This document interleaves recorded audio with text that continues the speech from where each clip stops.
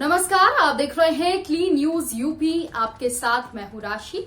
आइए देखते हैं उत्तर प्रदेश की आज की कुछ बड़ी खबरें। उत्तर प्रदेश की तमाम खबरों की अपडेट्स के लिए इस वीडियो को अंत तक जरूर देखें। इलेक्ट्रॉनिक्स सेक्टर पर योगी आदित्यनाथ सरकार का फोकस। उत्तर प्रदेश को $1 ट्रिलियन की अर्थव्यवस्था के लक्ष्य को हासिल करने में जुटी योगी आदित्यनाथ सरकार समय और मांग के अनुरूप नीतियों को निवेशकों के अनुकूल बनाने में जुटी है। इसी कड़ी में बुधवार को कैबिनेट ने उत्तर प्रदेश इलेक्ट्रॉनिक्स मैन्युफैक्चरिंग नीति 2020 में संशोधन के प्रस्ताव को स्वीकृति देने के साथ ही अन्य किसी निर्णय के लिए मुख्यमंत्री को अधिकृत किया। निवेशकों को आकर्षित करने के लिए राज्य सरकार ने इलेक्ट्रॉनिक्स मैन्युफैक्चरिंग नीति में संशोधन करते हुए कैपिटल और इंटरेस्ट सब्सिडी दोनों में वृद्धि की है। यूपी में रोजगार बढ़ाने के लिए सीएम योगी ने बनाया मास्टर प्लान। उत्तर प्रदेश के मुख्यमंत्री योगी आदित्यनाथ और उनकी टीम इस महीने पूंजी निवेश लाने के लिए 20 अलग अलग देशों की यात्रा पर निकलेगी। योगी उद्योग व कारोबार के बड़े गंतव्य London, Dallas, San Francisco, Chicago, New York का दौरा करेंगे। बता दें कि इसके लिए विदेशों में उत्तर प्रदेश की ब्रांडिंग करने के लिए विभिन्न अंतर्राष्ट्रीय शहरों में निवेशकों के साथ बैठकें होंगी। सरकार की कोशिश राज्य में रोजगार के अवसर को बढ़ाना है। निवेश बढ़ने से नौकरी के मौके बढ़ेंगे और इससे बेरोजगारी दूर करने में मदद मिलेगी। सीएम योगी के अलावा जाने वाले मंत्री भी अलग अलग दिन विदेशों का दौरा कर कंपनियों के शीर्ष अधिकारियों से मुलाकात करेंगे। सोलर एनर्जी को लेकर योगी सरकार का मेगा प्लान।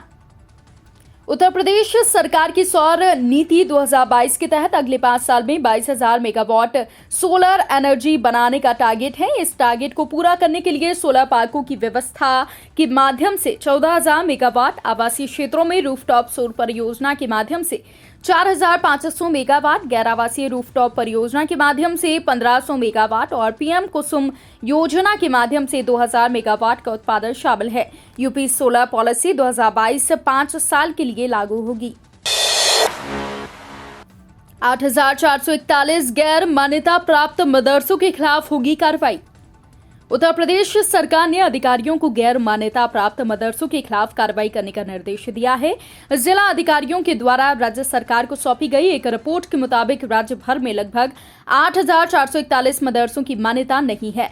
अल्पसंख्यक कल्याण, मुस्लिम वक्फ और हज राज्य मंत्री धर्मपाल सिंह ने कहा कि उन्होंने विभाग के अधिकारियों को विभाग के पोर्टल MELA ऐप पर सभी गैर मान्यता प्राप्त मदरसों की सूची अपलोड करने का निर्देश दिया है ताकि माता पिता को किसी विशेष मदरसे के बारे में सही जानकारी मिल सके और वो ऐसा कर सकें। यूपी रोडवेज की बसों में लगाई जाएगी देसी VLT device. Uttar Pradesh roadways परिवहन निगम की बसों की लोकेशन अब विदेशी उपग्रह से पता नहीं चल पाएगी। इन बसों से गूगल ग्लोबल पोजिशनल सिस्टम हटाकर उनमें व्हीकल लोकेशन ट्रैफिक डिवाइस लगाया जाएगा। ये डिवाइस इसरो निर्मित उपग्रह Indian regional navigation satellite system से जुड़ी होगी। गौरतलब है कि 2019 में रोडवेज की बसों में लगाए गए जीपीएस को फिलहाल रिचार्ज नहीं कराया गया है। ऐसे में सभी जीपीएस बंद हो गए हैं। वर्तमान में रोडवेज कुल 11,200 बसों का संचालन कर रहा है। इन बसों को अब एडवांस तकनीक से लैस करने की बात कही जा रही है। यूपी सरकार का प्लान, बनारसी साड़ी को मिलेगी नई पहचान, बढ़ेगी बुनकरों की आमदनी। अपनी खूबसूरती के लिए दुनिया भर में मशहूर बनारसी साड़ी को अब नई पहचान मिलने वाली है। इस उद्योग को अब नई चमक मिलने वाली है। यूपी सरकार ने बनारसी साड़ी उद्योग के लिए कॉमन फैसिलिटी सेंटर खोलने की दिशा में पहल की है। गौरतलब है कि बनारसी साड़ी सूबे की सरकार के एक जिला एक उत्पाद के तहत भी शामिल की जा चुकी है और अब इसे GI टैग भी मिला हुआ है। अब वस्त्र उद्योग में तेजी लाने के लिए सरकार CFC की मदद लेने की तैयारी में है। बताया जा रहा है कि यूपी सरकार ने इस दिशा में काम शुरू कर दिया है। माध्यमिक स्कूलों के प्रधानाचार्यों को लीडरशिप सिखाएगा IIM। प्रदेश के सरकारी और अशासकीय सहायता प्राप्त माध्यमिक स्कूलों के प्रधानाचार्यों को लीडरशिप का पाठ Indian institute of management Lucknow में पढ़ाया जाएगा। बेसिक के साथ माध्यमिक निदेशालयों का जिम्मा संभालने के बाद महानिदेशक स्कूल शिक्षा ने माध्यमिक शिक्षा विभाग के अधिकारियों के साथ बैठक कर ये निर्देश जारी किए।